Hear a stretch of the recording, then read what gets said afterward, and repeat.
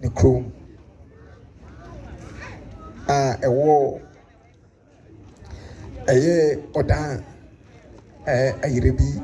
odumase nendu pepepe enti no yenim se asofo so ewo ha Christ Apostolic Church International force wa ha so be awufu esom na de ama no enti no emre ekwa animu no ne nidi so no ene ne hyehyɛ ni nyina no ebebem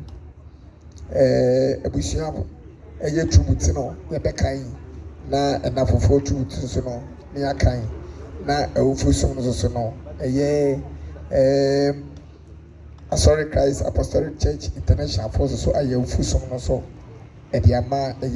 minua bema no na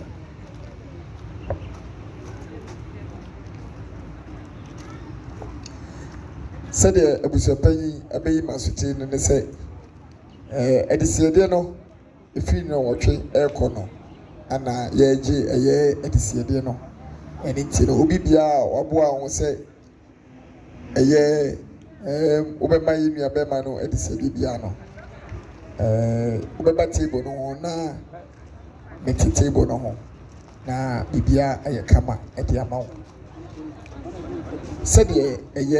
Christ Apostolic International for Asoria anopai omuso ekohwe minua bema na nim no no kwasem ne say meni aso na meni so age ewo sa kwan ne so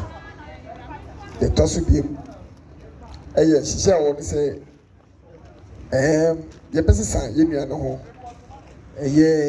empremie no kone prince aso we no ye tenagina ho ye wode be hye no fugu eso ewo ho ansana ya hye no coat so ewo ho ntina fade a wodi ni dwuma no ne nyina no ye de sa fade no ebe ma no ansana ya pija no de no akọ ntino ye besire mo say wo a onkohwe ni bia no akwanya no ewo ho obetimi akọ na akọhe no bema ibi kakra wa fatwa so nananom ene abusua ya twa ahia ha ene ade ato ye nyina yani sade bra no etie no ene ye nua no ene gina ho a sebie buru sebie nya adode nani abọ nanim bia no etwa adwadwo na oti ne suo